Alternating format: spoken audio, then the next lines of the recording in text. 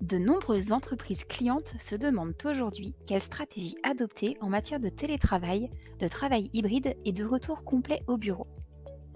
Nous avons interrogé à ce sujet Charles-Henri Dumont, qui dirige le groupe Morgan Phillips, un groupe présent dans plus de 20 pays spécialisé dans l'acquisition de talents et le talent consulting. Charles-Henri, bonjour. Nous assistons à de nombreux débats sur la stratégie à adopter en matière d'organisation du travail. Pensez-vous aujourd'hui que le télétravail est devenu the new normal, comme disent les anglo-saxons? Il est clair que le télétravail est devenu aujourd'hui une tendance lourde dans beaucoup d'entreprises. Et je voudrais illustrer ce propos avec deux exemples. Le 1er février 2022, Goldman Sachs rouvre son building de 44 étages à New York et malgré 2 semaines de préavis demandant à tous les collaborateurs de revenir physiquement au bureau, seuls 5000 d'entre eux, sur un total de 10 000, étaient présents. Cela a été un flop. Second exemple, c'est une statistique de LinkedIn.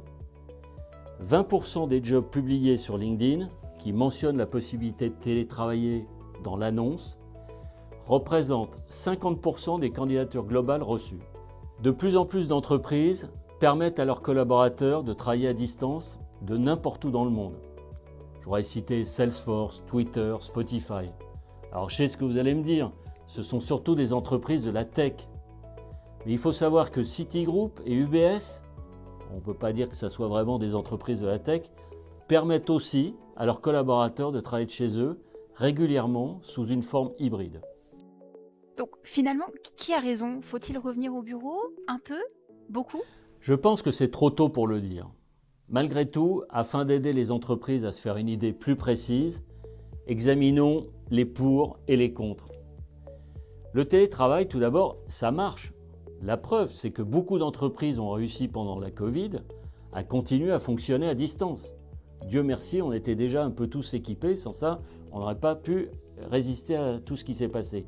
Il faut comprendre que le télétravail fonctionne d'autant mieux que les équipes se connaissent très bien et que les collaborateurs sont plus seniors et plus autonomes. Le télétravail a certes des avantages. Réduction du temps de trajet journalier entre la maison et le bureau. La réunion à distance favorise la synthèse. Elle donne la parole aux gens qui sont un petit peu plus introvertis, timides. Et enfin, avec le télétravail, vous avez l'opportunité de recruter dans un vivier de talents beaucoup plus vaste, car vous n'êtes plus contraint par la localisation géographique de vos bureaux. Mais cela ne vaut que pour les fonctions IT digitales qui nécessitent peu ou pas d'être présent au bureau. Que manque-t-il au télétravail selon vous, Charles-Henri? Ce qu'il faut savoir, c'est qu'une entreprise par essence n'est pas faite pour être virtuelle. On n'a rien inventé de mieux que de mettre des gens ensemble pour innover, créer, fabriquer, produire. La présence physique envoie un influx impossible à transmettre par Zoom, par Teams, on le sait tous. Il est vraiment difficile de convaincre les gens par écran interposé. Il manque cet influx que l'on appelle le charisme, la créativité, la force de conviction. Il est aussi très difficile de créer du lien, de la culture, de la motivation en utilisant uniquement nos deux sens, c'est-à-dire la vue et l'ouïe qu'on a sur Teams ou Zoom. En conclusion, que recommandez-vous? Avant de conclure, je voudrais vous reparler de Goldman Sachs, parce que la célèbre banque d'affaires est célèbre aussi pour ses journées et ses semaines de travail sans limite. Or, à partir du 1er mai, Goldman Sachs a lancé le programme Vacances flexibles, par lesquelles les associés et les senior bankers pourront prendre autant de vacances qu'ils le souhaitent. Et tous les employés auront l'obligation de prendre au moins 3 semaines de vacances par an. Une obligation de ne pas dépasser les 80 heures de travail par semaine est en cours d'adoption. Donc le monde change. Donc pour répondre à cette question, d'abord, je voudrais vous dire premièrement, et même si j'ai conscience que c'est difficile à mettre en place, je pense que concernant le télétravail, il faut faire du sur-mesure. Il y a des gens ou des fonctions pour lesquelles le télétravail va permettre une vie plus agréable et plus productive, un télétravail à la carte. D'autres pour lesquels c'est moins vrai.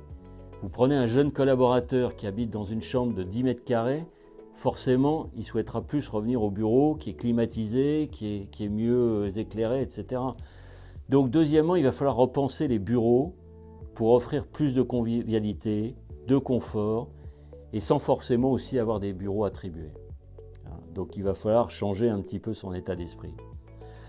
Enfin, Je pense qu'il faut éviter à tout prix une dématérialisation du travail et ne pas tuer l'un des derniers espaces de socialisation. La fusion du bureau et du salon n'est qu'une aliénation. J'ai conscience qu'aujourd'hui, beaucoup d'entreprises se posent des questions importantes sur l'organisation du travail et ses conséquences. Morgan Phillips Talent Consulting et ses consultants experts en talent management sont à votre disposition pour vous aider sur ces questions difficiles et donc nous sommes à votre disposition.